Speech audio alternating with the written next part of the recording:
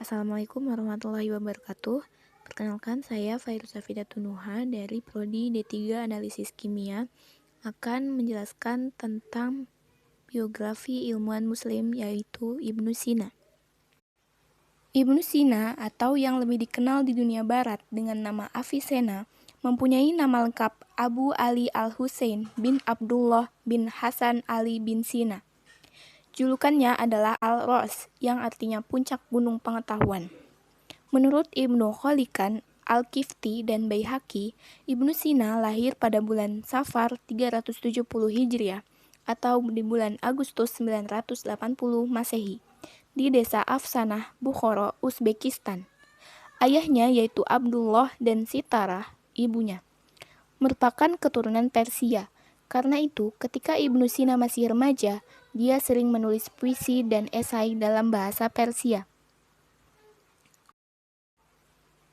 Ia juga adalah seorang filsuf, ilmuwan, dan dokter kelahiran Persia. Ia seorang penulis yang produktif yang sebagian besar karyanya adalah tentang filosofi dan kedokteran. Bagi banyak orang, dia adalah bapak kedokteran modern.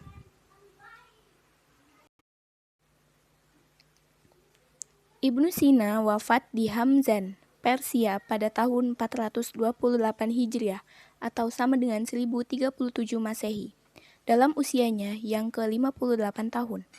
Dia wafat karena terserang penyakit usus besar. Penemuan Ibnu Sina di bidang kedokteran. Ibnu Sina memiliki kontribusi luar biasa dalam kemajuan bidang kedokteran dan berbagai cabangnya. Dia telah melakukan penelitian besar dan mendapatkan penemuan penting yang diabadikan oleh sejarah kedokteran. Berikut adalah penemuan-penemuan Ibnu Sina di bidang kedokteran. Yang pertama, dalam cara pengobatan. Yang kedua, dalam mengobati orang yang tercekik kerongkongannya. Yang ketiga, dalam mengobati kepala yang terluka. 4. Dalam mengobati penyakit dalam. 5. Penemuan penyakit parasitik. 6. Dalam kedokteran makanan dan penyakit perut. 7. Penyakit ginjal dan saluran kencing. 8. Pengobatan penyakit khusus wanita. 9. Penyakit saraf. 10. Penyakit kejiwaan. 11. Kedokteran mata. 12. Pengobatan tumor. 13. Metode pembiusan. 14. Pengukuran denyut nadi dan analisa kedokteran. 15. Yaitu di bidang farmasi. Karya-karya dari Ibnu Sina yaitu Abdul Halim Muntasir menyebutkan bahwa jumlah karya Ibnu Sina mencapai 276 buah, baik berupa surat-surat, buku, maupun ensiklopedia yang dia tulis selama masa hidupnya. Ibnu Sina memang tidak pernah berhenti dalam berkarya, sesibuk apapun aktivitasnya. Berikut beberapa karya monumental Ibnu Sina. Yang pertama, ada kitab Al-Qanun fit Tibb, yaitu kitab ini merupakan ensiklopedia dalam bidang kedokteran dan telah diterjemahkan ke dalam bahasa Latin. Yang kedua, ada kitab Arjuzah Ibnu Sina At-Tibbiyah. Kitab ini yang berupa sajak yang terdiri dari 1329 bait merupakan ringkasan dari kitab Al-Qanun, sehingga dapat dijadikan buku harian dokter yang mudah dihafal dan dapat digunakan secara praktis. 3. Ada Mausu'ah Asy-Syifa. Karya Ibnu Sina yang satu ini merupakan ensiklopedia berbagai macam ilmu pengetahuan, seperti filsafat, logika, dan ilmu pengetahuan alam. Karya-karya lain Ibnu Sina yaitu ada bidang logika. Isaguji membahas ilmu logika isagoge. Yang kedua ada Fi Aqsam al-Ulum al-Aqliyah, yaitu buku mengenai pembagian ilmu-ilmu rasional. Yang ketiga ada di bidang metafisika. Ilahiyat yaitu ilmu ketuhanan. Yang keempat, bidang psikologi kitab An-Najat, yaitu buku tentang kebahagiaan jiwa. Yang kelima, ada bidang geologi Fi ad-Din yang telah diterjemahkan ke dalam bahasa Latin.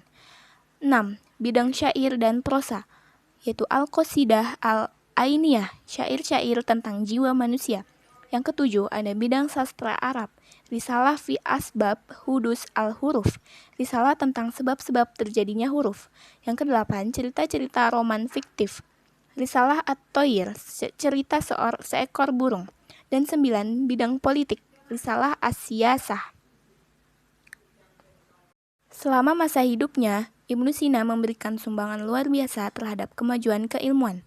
Pemikiran-pemikiran Ibnu Sina di berbagai disiplin ilmu banyak diadopsi oleh ilmuwan masa setelahnya.